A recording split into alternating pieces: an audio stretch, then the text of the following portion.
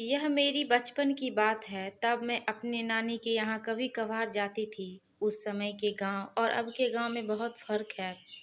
लगभग 25 साल पहले की बात होगी। उस समय ज़्यादा समझ तो थी नहीं दुनियादारी की, लेकिन लोगों को देखकर उनकी बातों का मतलब थोड़ा-थोड़ा समझ आ ही जाता था। नानी के पड़ोस में एक परिवार रहता था। उनकी बड़ी बहू इतनी घूंघट और कामकाज में इतनी चतुर कि आस-पड़ोस के लोग अपनी बहू को उसका उदाहरण देते नहीं थकती। देखने में इतनी सुंदर कि चाँद को भी मात दे। 2 बच्चों के बाद भी सुंदरता में कोई कमी नहीं आई थी। बहू इतनी सुंदर थी और अपने मायके में इकलौती लड़की थी, तो उसके माँ बाबूजी ने उसका नाम प्यार से रानी बिटिया रखा था। चाहे कोई भी मौसम हो, बेचारी सुबह के तीसरे पहर से उठ जाती। पहले चक्की में आटा पीसती, फिर कुएं से पानी भर कर लाती, फिर जानवरों को चारा देकर, पानी देकर, गोबर उठाकर खलिहान में ले जाकर कंडे बनाती। फिर स्नान कर पूजा पाठ करके चूल्हे में लग जाती। वहाँ से फ्री होती तो खेत पर खाना देने जाती। ऊपर से 3 देवर और 2 ननद को भी संभालती। बच्चों को तो दादी देख लेती, लेकिन उस पर भी उसकी सास गंगा उससे खुश नहीं थी। हमेशा यही ताना मारती रहती, कुछ नहीं सिखाया इसके माँ बाप ने, ठग लिया इसके बाप। मेरा हीरे जैसा बेटा, यह कहीं से भी मेरे बेटे के लायक नहीं है। और गंगा न तो खुद सुंदर थी और न उनके बेटे।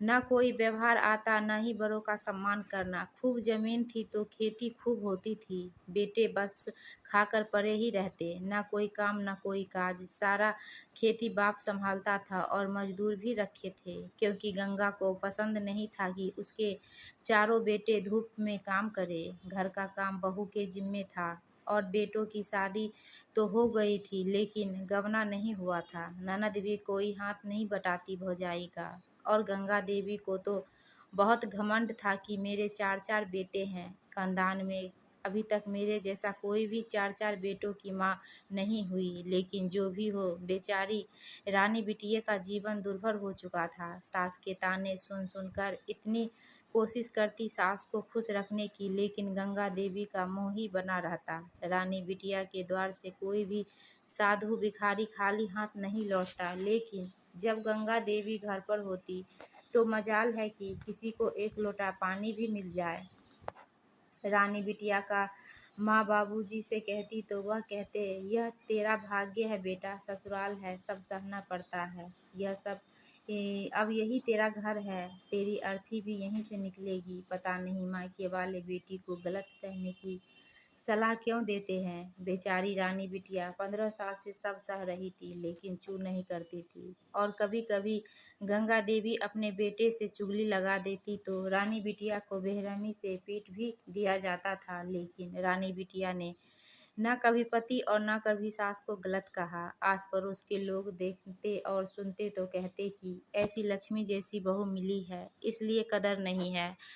आते ही चूल्हा अलग कर लेती तो पता चलता। गूंगी बहू मिली है, बोलने वाली होती तो अब तक सबको ठिकाने लगा चुकी होती। फिर एक दिन गंगा देवी के बगल वाले घर में कुछ शोर सुनाई दिया। सब घरों से बाहर आ गए। पता चला कि उसकी बेटी ससुराल नहीं जाना चाहती। ससुराल वालों से तंग आ चुकी हैं, फिर भी उसे ज़बरदस्ती ससुराल भेजा जा रहा था। और सब लड़की को समझाने में लगे हुए थे कि वह तुम्हारा घर है, यहाँ कब तक रहोगी। और लड़की चीख चीख कर कह रही थी कि वह नहीं जाएगी। कुछ देर बाद तक तमाशा यूं ही चला, लेकिन उस लड़की को मदद करने के लिए सामने कोई नहीं आया।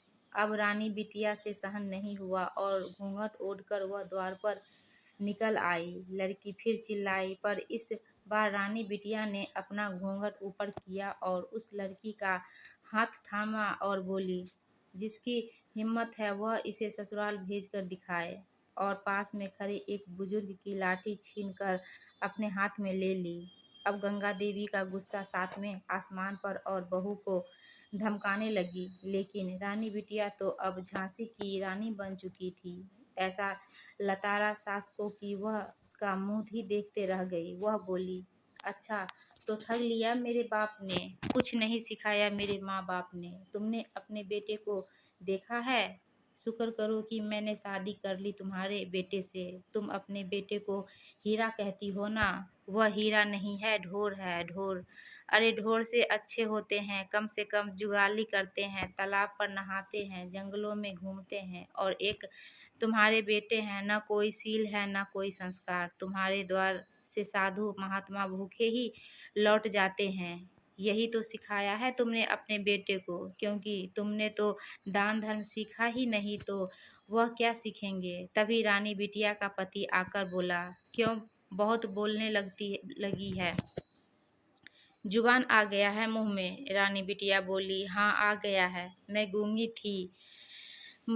थी नहीं, बना दी गई। जितना काम मैं तुम्हारे यहाँ करती हूँ, कहीं और करती तो न जाने कितना कमा लेती, लेकिन मुझे लगता था कि यह मेरा घर है इसलिए कर रही थी, और जिसे जो करना है कर ले, लेकिन मैं इस लड़की को ससुराल जाने नहीं दूंगी। और रानी बिटिया उस लड़की का हाथ पकड़कर मंदिर की धर्मशाला की ओर चल पड़ी। धर्मशाला में रहने लगी, बहुत मेहनत की, और कुछ इसी तरह की लड़कियों को इकट्ठा कर बांस के पंखे, सूप, डालियां बनाने लगी। फिर धीरे धीरे एक छोटा सा कुटीर उद्योग लगा लिया।